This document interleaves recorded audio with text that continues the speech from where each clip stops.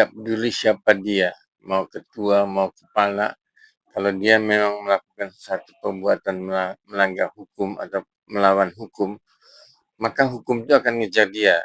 Hukum itu maksudnya Kejaksaan Agung, KPK, polisi, nah itulah hukum itu. Jadi alat-alat yang diinikan oleh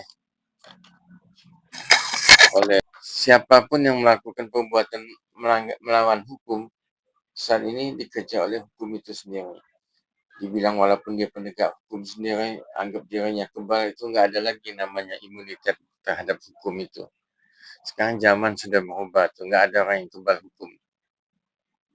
Nah, dengan kasus seperti ini, Prof, bagaimana sih sebenarnya untuk pemilihan dan kualitas untuk menjadi suatu ketua tiba-tiba menjadi seperti ini?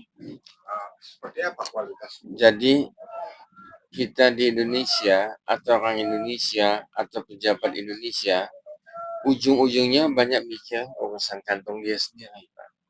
Itulah jeleknya itu.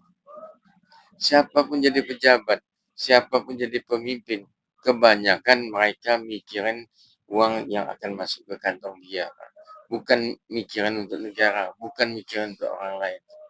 Itulah penyakit oknum-oknum di Indonesia tuh. Saya lihat sama semua, berulang-ulang, mengulang-ulang peristiwa yang sama.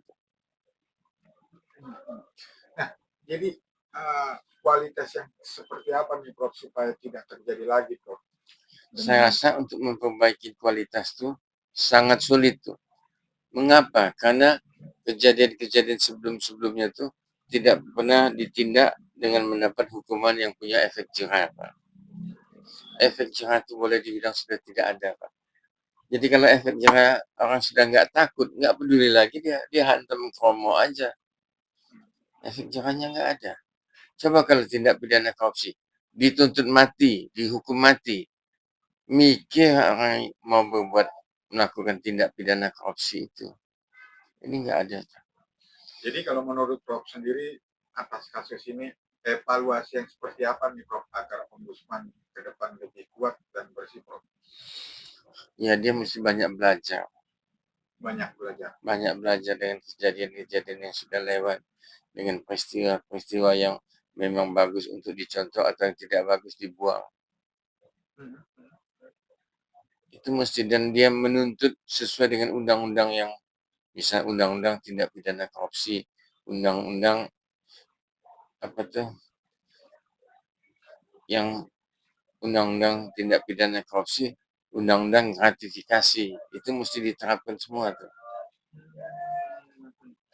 Dengan kasus seperti ini, Prof, apa langkah dan ketegasan Prof sendiri untuk kaidah penegakan hukum sering terjadi dengan Prof katakan mau siapapun dia itu tetap. Ya, kalau pendapat saya, Pak, sepanjang pejabat itu masih suka duit, maka penegakan hukum itu terabaikan sudah, Pak. Kecuali pejabat penegak hukum itu memang sudah dicukupin dan dia tidak suka uang lagi. Karena gajinya sudah cukup, segalanya sudah ada. Baru law itu bisa tegak. Let justice be done, even the heaven fall. Tegakkanlah keadilan itu, sekalipun langit akan runtuh. Nah, menurut Prof sendiri dengan kasus seperti ini, apa nih sanksi hukum terberat supaya efek jerah yang katakan Prof tadi? Hukuman mati. Hukuman mati. Supaya Ada efek jerah. Jadi tuntutan mati, hukumannya mati juga. Harus mati juga, Prof? Iya. Kalau enggak, tidak akan bertobat-tobat. Perubahan apa, Prof, dengan kondisi seperti ini untuk melihat ke depannya hukum itu di pemerintahan Prabowo benar-benar tidak tebang pilih di dalam kasus ini? Ya, jadi mestinya adakan penegakan hukum atas minamah Kejapol dan termasuk presiden. Jadi kalau ada kejadian apa, lebih dini, lebih tahu, lebih bagus. Sebelum kejadian, misalnya institusi ini diintip bakal banyak korupsi di sini kan, ditebang dulu aja atau diselamatkan. Yang mau korupsi itu dipindah-pindahkan. Nah, Jadi kalau pengawasan intelijennya mesti intens sekali, harus pakai Prof dengan itu. mesti peka. Nah, kalau ibarat bicara dari hulu ke hilir untuk bicara pemberantasan korupsi penegakan hukum, Prof melihatnya sudah seperti mana? Penegakan hukum di Indonesia ini masih tetap kelabu, Pak. Sekali lagi masih tetap kelabu. Susah mau tegak lurus. Mau sampai kapan, Prof? Sampai kapanpun. Apapun itu, Prof. Jadi ini PR besar untuk pemerintah, Prof. Iya. Sampai kapanpun kalau nggak dirapatkan mah ke Japel, termasuk presiden, termasuk jalan-jalan atau hukum itu memang mesti ditegakkan dalam hal sekecil-kecilnya mesti ditegakkan. Apa bedanya orang maling 50 ribu dengan 500 juta atau 5 miliar? Tetap maling ya namanya. Walaupun itu maling kecil, ini maling besar.